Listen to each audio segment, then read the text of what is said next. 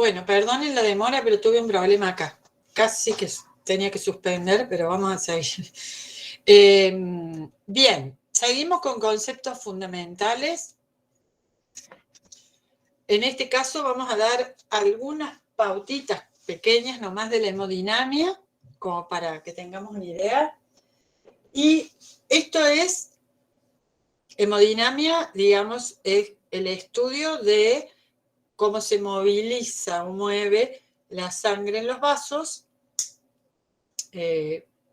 para usar el término que en analogía con el agua, para el agua es hidrodinamia, las leyes. Y acá lo que tenemos que tener en cuenta es, primero, si el agua o en este caso la sangre van a circular por dentro de un tubo, esto va a ser el área o sección por la cual puede atravesar el líquido. También se le llama una sección y nos solemos referir también no solamente al área, sino que también solemos hablar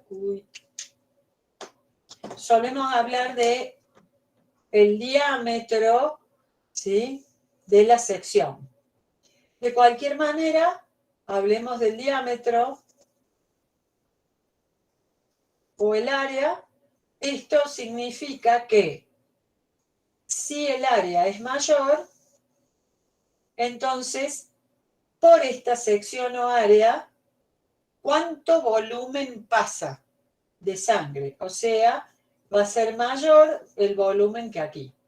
Entonces, cuando hablamos de cuánto es el volumen, o sea que va a ser en mililitros, litros, por minuto, ¿sí? Eso sería el flujo o caudal. ¿Cuánto pasa en el minuto por esta sección? Y eso es si la sección la dejamos fija. Si no, tenemos que decir el caudal por superficie, sea el milímetro cuadrado en este caso, ¿no? Entonces, tenemos a vasos más grandes, significa que la sección o área es mayor, entonces llevan más caudal, llevan más flujo sanguíneo por minuto. Porque acá se aumentó el área nomás. Pero en dos vasos, ahora sí, que tengan la misma área o el mismo diámetro, tienen el mismo diámetro, pero por este circula mucho mayor caudal que por este. Eso solo puede deberse a la fuerza que está impulsando el líquido. Y la fuerza que está impulsando el líquido es el gradiente de presión. Hidrostática, hemostática, deberíamos decir, pero todos los libros y todos hablan de hidrostática. Entonces, acá viene a alta presión y acá hay menor presión. Entonces el líquido fluye de donde está a mayor presión a menor presión. Entonces, si dos vasos son iguales en diámetro y por uno fluye más caudal por minuto que por otro, quiere decir que el gradiente de presión era mayor en donde fluye más sangre por minuto. Entonces, podríamos pensar, por ejemplo, en una arteria grande, por ejemplo, ya saliendo del corazón, como por ejemplo podría ser el diámetro de la aorta y una vena similar como la cava. Sin embargo, en la aorta va velozmente la sangre circulando que en esta vena. Otra ley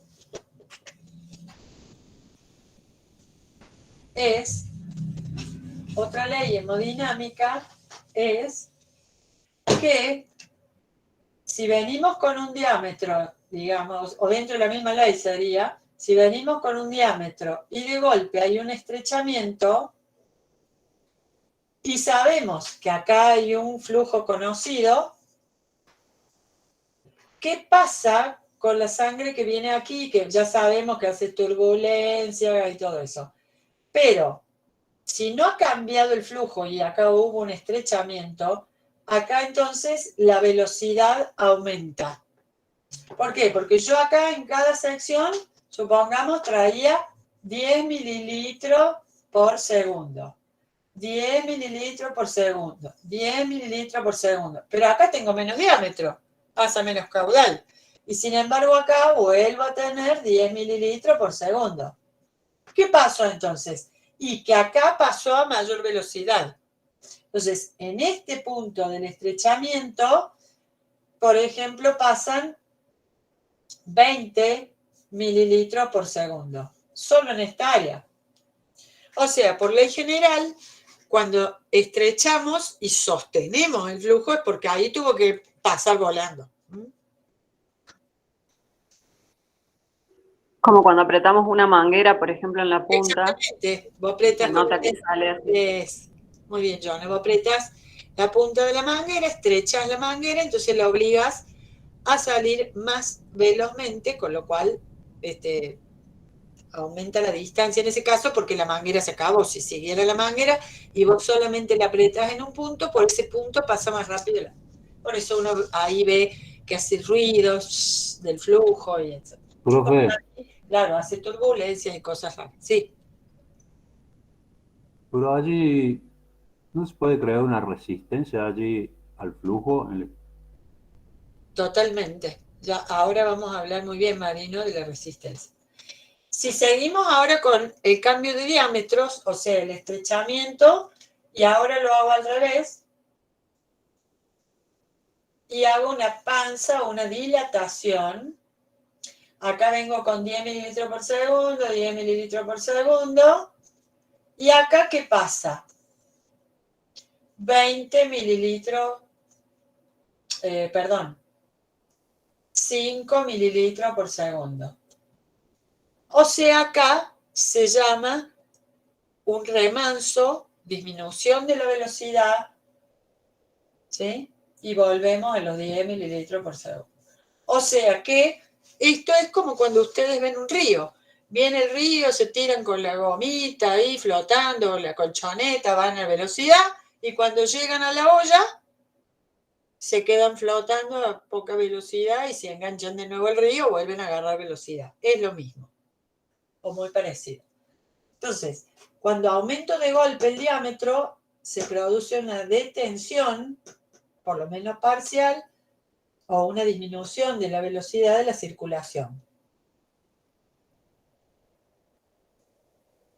Ahora, dijimos, y para esto voy a borrar ahora acá esto, dijimos que todo líquido que está fluyendo va a ir con un flujo laminar prácticamente bueno o casi perfecto en el centro. El resto va a ir chocando con las paredes y haciendo turbulencias. Quiere decir que choca porque alguien le pone resistencia al flujo, que es la pared del vaso. Entonces acá nosotros tenemos una resistencia al flujo de la sangre, de luego así para no escribir la palabra resistencia, una resistencia dada para este vaso con su diámetro. Y por supuesto la cantidad o volumen de líquido que quiere moverse dentro de él. Cuando nos acercamos a un estrechamiento, obviamente que acá los choques, vueltas contra el estrechamiento, hacen como un reparo para el paso del líquido. Entonces, cuando hay disminución del diámetro, yo tengo un gran aumento de la resistencia al flujo. Y acá, al revés, disminuyó mucho la resistencia, casi que ni veo el signo de resistencia que estoy haciendo acá, y acá aumenta de nuevo, entonces la resistencia vuelve a aumentar, a disminuir. a aumentar. Entonces disminuye la resistencia al flujo porque se amplió el área por donde puede pasar el líquido y luego cuando se estrecha nuevamente vuelve a aumentar la resistencia. Bien.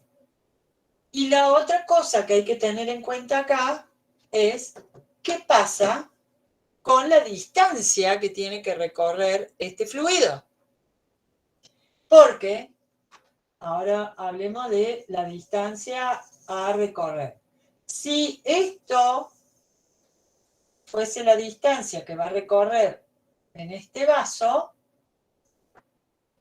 entonces, con un delta de presión o gradiente de presión que valga, por ejemplo, 2 milímetros de mercurio, entonces, acá hay 2, supongamos, y acá hay 0, o como quieran, acá hay 4 y acá hay 2, entonces el delta P vale 2. Entonces el líquido, con la fuerza que le da el gradiente de presión, recorre esta distancia, supongamos, en 3 segundos. Entonces recorre esta distancia en 3 segundos. Si con el mismo delta P, 4 y 2, yo ahora alargo el vaso y ahora la sangre tiene que llegar hasta acá, he incrementado la distancia que tiene que recorrer. Y aunque tenga el mismo delta P, la fuerza que impulsa, la sangre va a tardar con el mismo delta P, no 3 segundos, sino 4. O sea, que para asegurar que la sangre partiendo de un punto llegue a otro, primero, tengo que asegurar que el delta P sirva para que llegue a esta distancia a tiempo. Pero si yo no quiero modificar el tiempo, o sea, si quiero sostener que cubra toda la distancia en 3 segundos, entonces voy a tener que incrementar la diferencia de presión y acá va a tener que salir con 6, por ejemplo, para que el delta P sea de 4 y entonces me lo haga el recorrido en 3 segundos. ¿Y esto por qué es importante? Porque el corazón es el inicio de la mayor presión que luego la sostienen las arterias, pero tiene que asegurar que cuando lleguen las arteriolas a ramificarse en capilares, todavía la presión sea alta. La suficiente para que aún perdiendo sangre en el plasma en el camino, o sea, perdiendo presión, todavía haya presión para el sistema venoso. Entonces, el corazón ajusta la fuerza del bombeo y la frecuencia del bombeo para sostener un delta de presión que le asegure que hasta la punta del dedo mayor del pie llegue la sangre con presión arterial suficiente, recorriendo grandes distancias. Bien, y ahora veamos qué pasa con el árbol circulatorio, porque esto que vamos a analizar ahora es de suma importancia.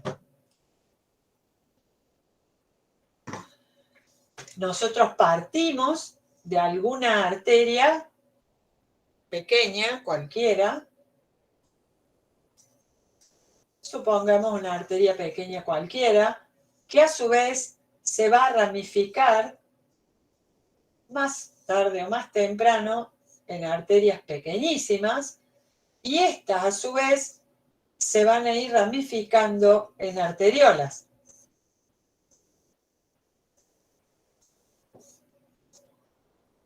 Y a nivel arteriolas, yo tengo esfínteres que van a controlar, cerrar o abrir el diámetro justamente de estas arteriolas. Entonces, tengo que el músculo gordito de las arteriolas hace estos rodetes circulares que son los esfínteres. Y los esfínteres entonces me abren o me cierran el diámetro de las arteriolas.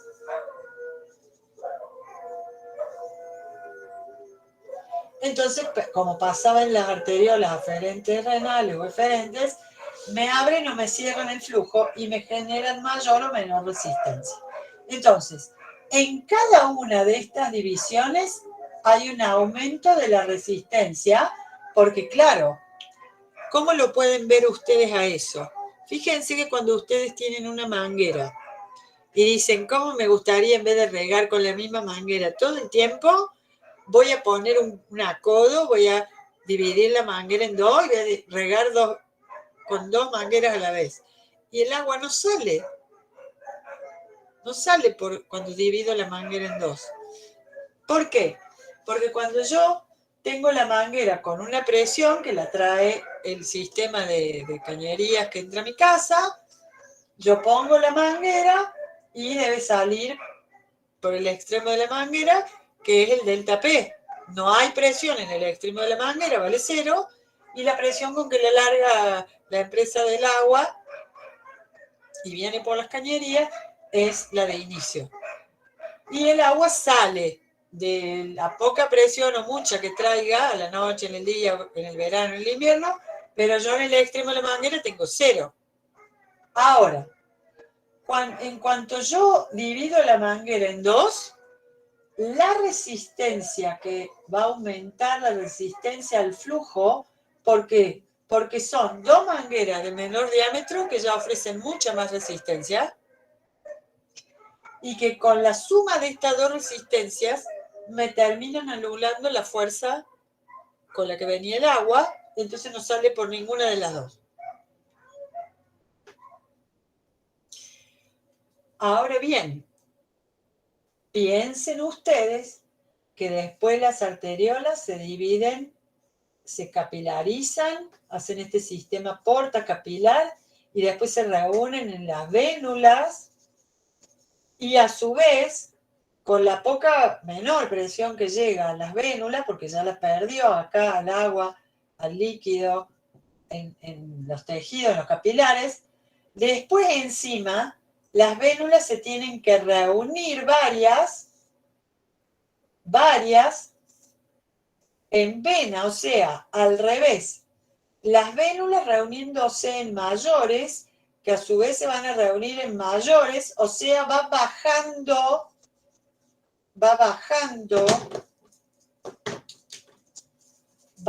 y bajando la presión venosa, porque aumenta el diámetro. Y así tiene que llegar al corazón.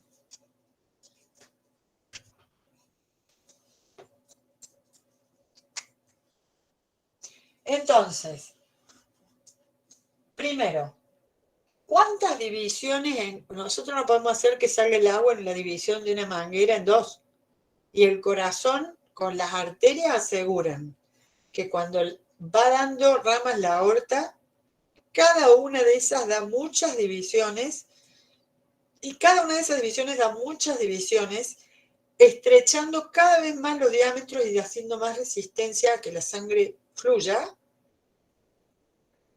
pero a la vez aumentando la velocidad. O sea, ustedes vieron cómo iba la sangre en los capilares en el video, es una velocidad mucho mayor, aunque la cantidad sea pequeñita en un capilar, pero va velozmente la sangre.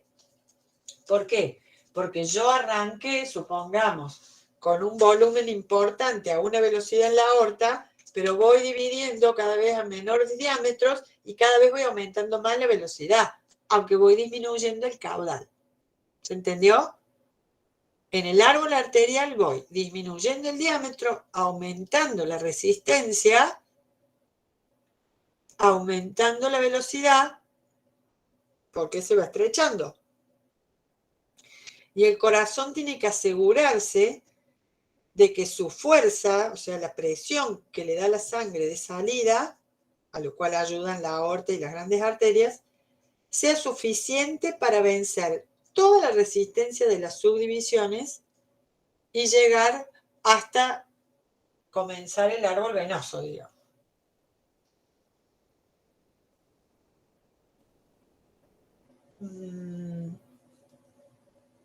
Además, hay una cuestión importante también de volúmenes. Contrariamente a lo que podemos sospechar, en cada latido, pum, pum, pum, pum, pum, el corazón está enviando unos cuantos mililitros, no es mucho. Ahí decía en el video, el corazón en cada ciclo bombea lo que queda en esta copa de vino. Claro, esos, digamos, escasos 80 mililitros, 60 mililitros, eso es lo que pum, pum, pum, bombea con fuerza, con presión, en cada latido. Y ese líquido a su vez va avanzando y va ayudando a que progrese toda la sangre en el árbol arterial. Lo que yo quiero decir es lo siguiente.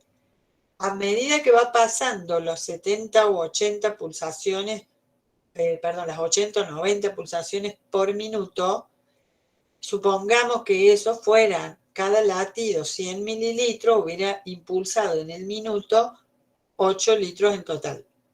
¿Sí? En realidad los valores son parecidos. En un minuto el corazón ha liberado, bombeado, más o menos 5 litros por minuto, sentaditos, ¿no? En ejercicio o corriendo o haciendo fuerza es mucho más. Pero el volumen sistólico, que así se llama, o sea, lo que cada vez el corazón va enviando al árbol arterial por minuto, son 5 litros minuto. El gasto cardíaco que hace por minuto. Así que va haciendo progresar esos volúmenes que avancen. Y encima que tiene que superar con la presión de salida, ¿sí? Con la presión de salida, todas las ramificaciones del árbol arterial, ese volumen que impulsa por minuto, acá está contenido muchas más veces en las arteriolas que en la arteria principal. O sea, a lo que yo voy es, si esos 5 litros por minuto, ¿cuánto contiene, por ejemplo, cuánto puede contener una aorta? Bueno, una aorta puede tener, por ejemplo, 300 mililitros. Estoy inventando porque yo no me acuerdo ese valor, pero por dar un ejemplo. 300 mililitros en una arteria grande. En las arteriolas, solo acá, vamos a tener 3 litros de los 5. Es decir, son tantas las ramificaciones que las ramificaciones pequeñas contienen más volumen de sangre que la arteria principal. Lo mismo en el pulmón. La arteria pulmonar tiene muy poca sangre comparada con todas las arteriolas y capilares pulmonares. Entonces, si yo quiero cambiar la presión arterial rápidamente, yo no tengo que poner acá un esfínter en la gran arteria, porque no voy a ganar mucho. El cambio se va a disipar pronto en las ramificaciones, pero las mandamás de la presión sistémica, presión del sistema, son las arteriolas. La presión real del sistema arterial lo controlan las que en conjunto tienen el mayor volumen y que tienen proporcionalmente un gran controlador de su diámetro, que son los esfínteres, y esas son las arteriolas. Si no tocamos el corazón que siga bombeando dando la misma presión de entrada, pero yo hago que se cierren un poquito todos los esfínteres arteriolares, dejo casi sin flujo sanguíneo la periferia. O sea, toda la piel, toda la dermis, y nos ponemos pálidos.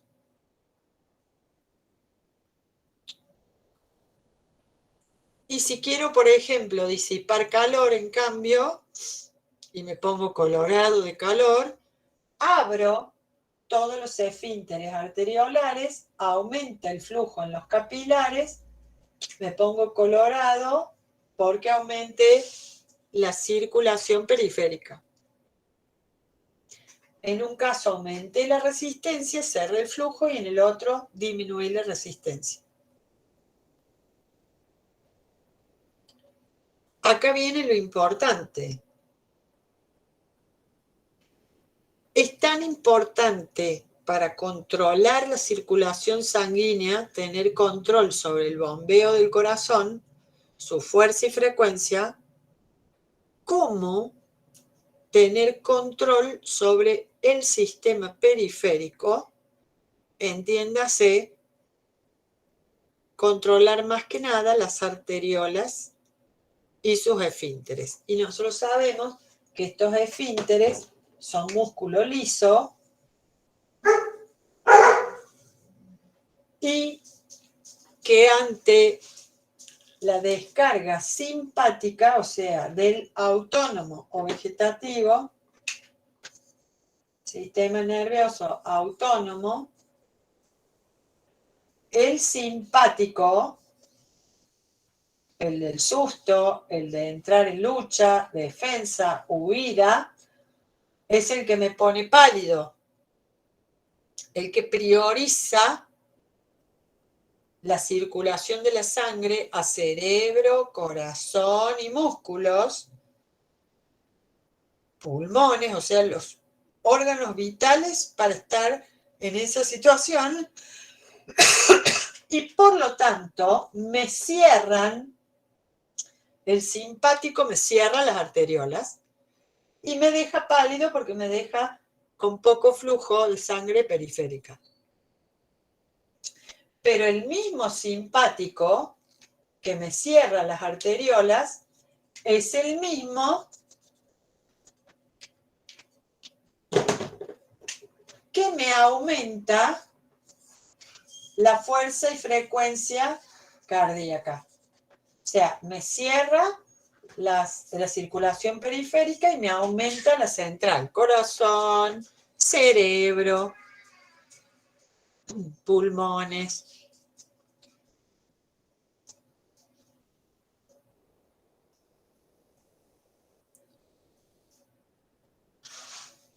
Y acá podemos ir reduciendo algunas cosas.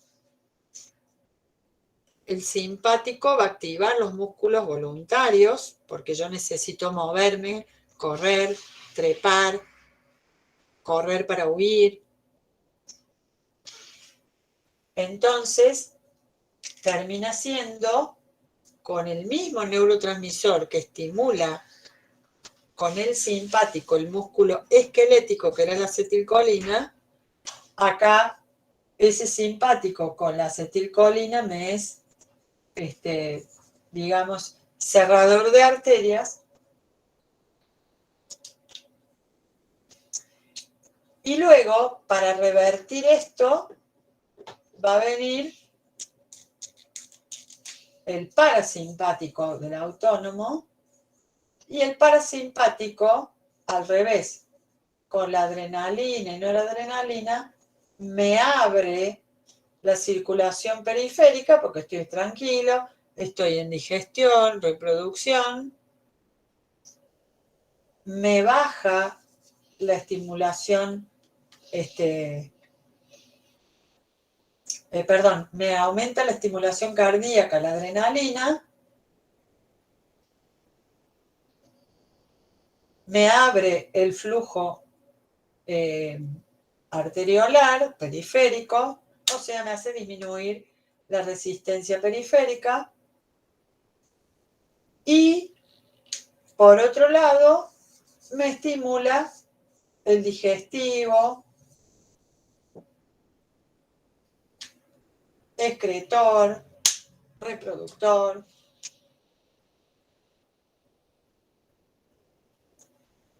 Porque en general son antagónicos, aunque no siempre, hay que algunos órganos donde no sucede, pero en general esto se observa bien. Bueno.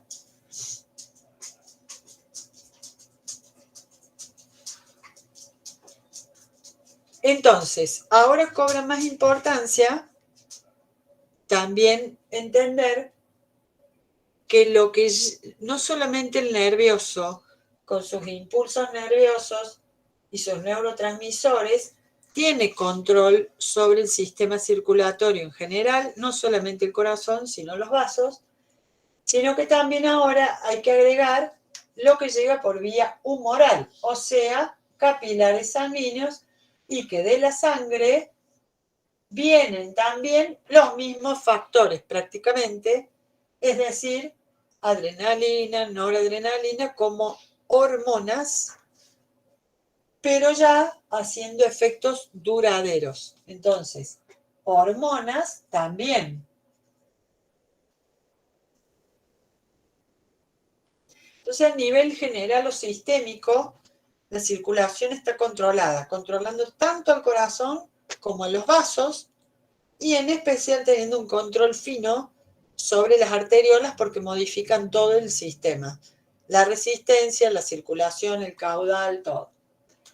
Y el otro sistema controlador y coordinador, que es el endocrino, lo hace a través de hormonas, pero ahora no es así de rápido, me pongo pálido, me asusté, me volví a poner colorado, me dio vergüenza y me puse colorado. No. Ahora el control es más tardío en aparecer, pero dura horas. Y eso va a ser cuando venga en forma de hormonas. Y ahí, de nuevo, bueno, por ejemplo, va a haber hormonas que van a tener tendencia,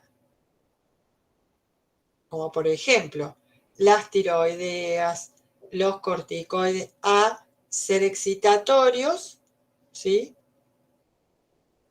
Y otros más depresores del sistema, pero con mayor duración en su efecto. Y entonces vamos a decir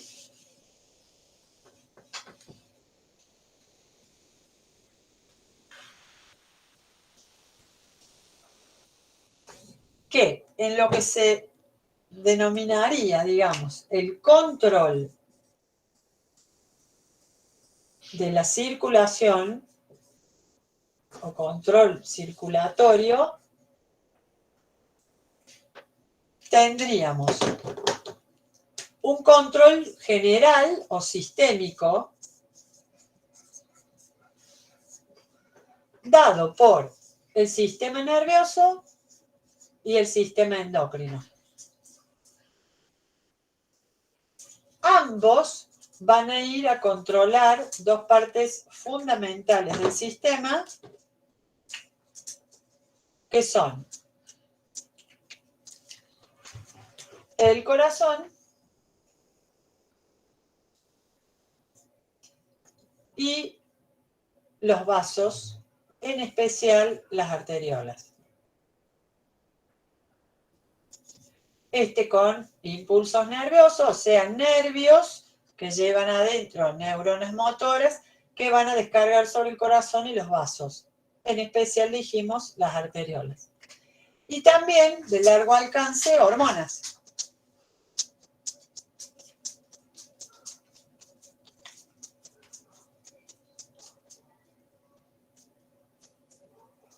Después tenemos otro nivel de control que es el control local. Y como estamos en circulatorio, vamos a decir que es el control del riego local o la irrigación local.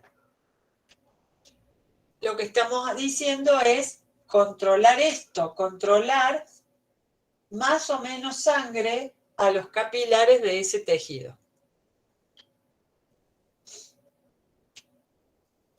¿Cómo funciona esto? Funciona por reflejo en gran parte del mismo vaso. O sea, cuando un vaso con sangre, ¿sí?, de golpe o súbitamente, acá viene el vaso y acá trae los rojos, cuando súbitamente le llega un mayor flujo de sangre, el vaso se dilata, se distiende. Y entonces, por una cuestión refleja, como ya lo hemos visto, tiende a elásticamente volver a su diámetro original. Entonces, tiene una distensión y una compresión o contracción, ¿sí?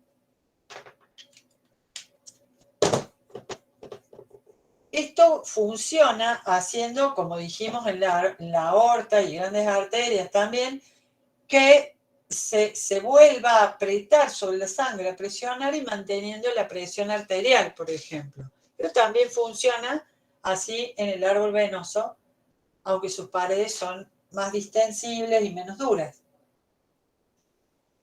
Pero, de acuerdo a lo que esté pasando aquí en las células del tejido, donde está este vaso, los eventos aquí, aumento de la acidez, por ejemplo, podría ser aumento del pH, P minúscula, el aumento del pH, la hipoxia, o sea, la disminución de oxígeno, y algunos eventos más irritantes, por ejemplo, que aparezcan, van a hacer un control local, haciendo que, por ejemplo, el mismo endotelio del vaso, que dijimos que el endotelio era un órgano en sí, puede liberar vasodilatadores. O sea, los está liberando, no hacia la sangre, pero a su vez de la sangre van a ir pasando a los tejidos locales. Y entonces, acá el musculito liso que tiene este vaso se va a relajar para abrir el diámetro del vaso y permitir una mayor circulación. Repito, ¿qué es el control local? Es que no hace falta que venga del cerebro, del sistema nervioso o de las glándulas grandes, del endocrino, las hormonas, para decirle a los vasos en un tejido qué es lo que tienen que hacer. Porque hay un control en el mismo tejido. El mismo tejido le está faltando el oxígeno, abre la canilla de sangre para que le traigan más oxígeno. Entonces el vaso se dilata. Pero si, por ejemplo, acá hay una gran infección con toxinas, el vaso que hace se contrae. ¿Se acuerdan del control local también de hemostasia? Bueno, así, para evitar que se disemine el veneno o la toxina. Entonces, el control local muy a menudo tiene que ver con el endotelio que libera parácrinos que al mismo músculo, digamos, esto en corte sería así, estaría el endotelio del vaso, así, y acá estaría su musculito liso. Pero, como hay sustancias irritantes por aquí, entonces el endotelio libera parácrinos y esos parácrinos son vasoconstrictores. Entonces, ¿qué hacen? Que este músculo se contraiga y se cierre. O vasodilatadores y hacen que este músculo se relaje y entonces abra.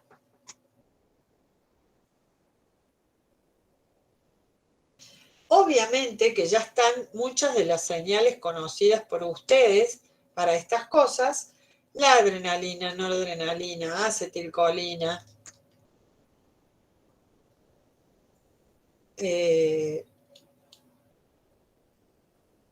serotonina, y todas las que vimos ¿se acuerdan? De apertura y cierre de vasos, histamina.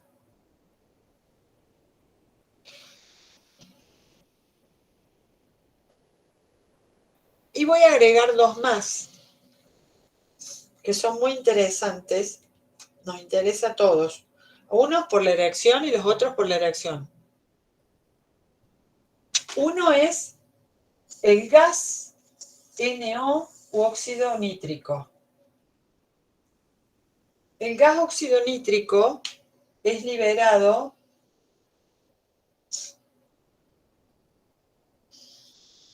para promover la vasoconstricción, o sea, lograr que las células lisas se contraigan y disminuyan el diámetro de las arterias.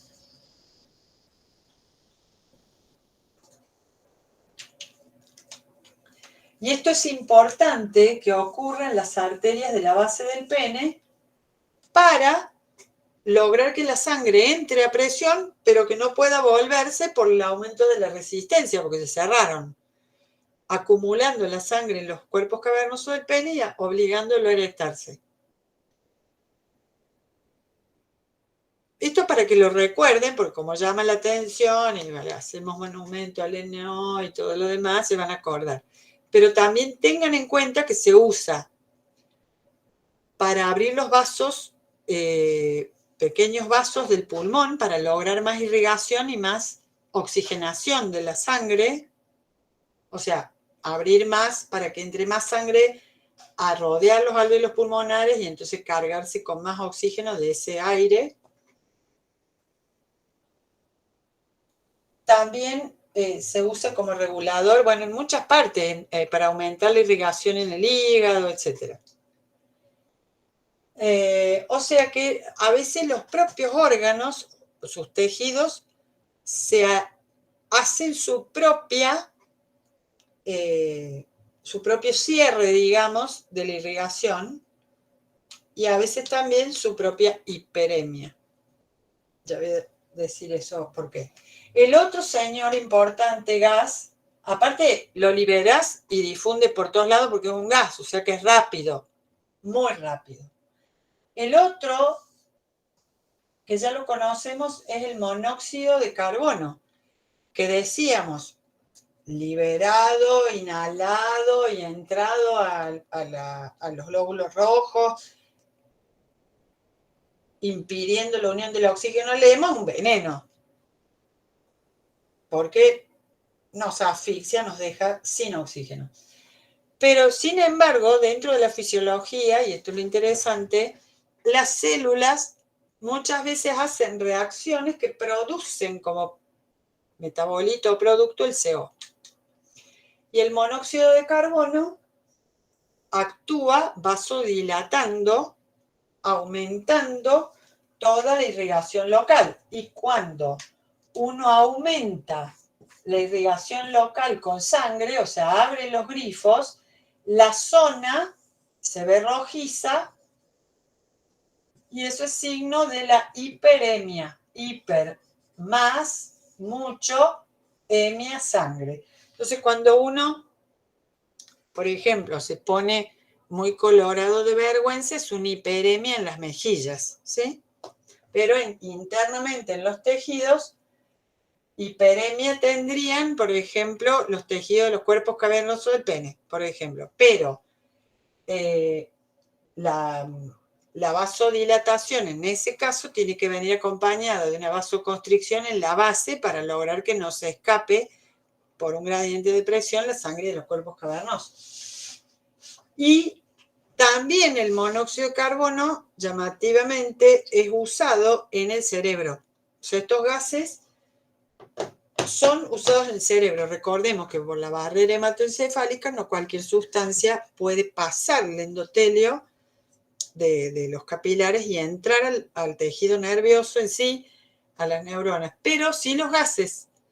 Por eso sí pasan, dijimos, el oxígeno, el dióxido de carbono, la glucosa, que se le permite el paso, y agreguemos estos reguladores también de los diámetros capilares que son el monóxido de carbono y el NO. Y el monóxido de carbono termina resultando ser un gas, pero neurotransmisor o actuando como un neurotransmisor de señales entre partes íntimas de nuestro encéfalo. Así es la cuestión.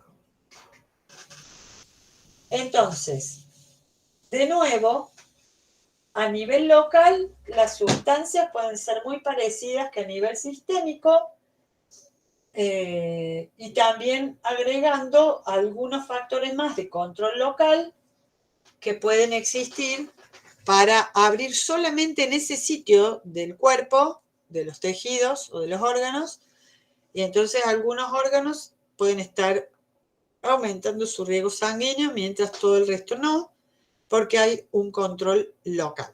¿Estamos de acuerdo hasta acá? Bien. Bueno, y antes de cerrar, voy a cortar aquí para pasar a otra demostración.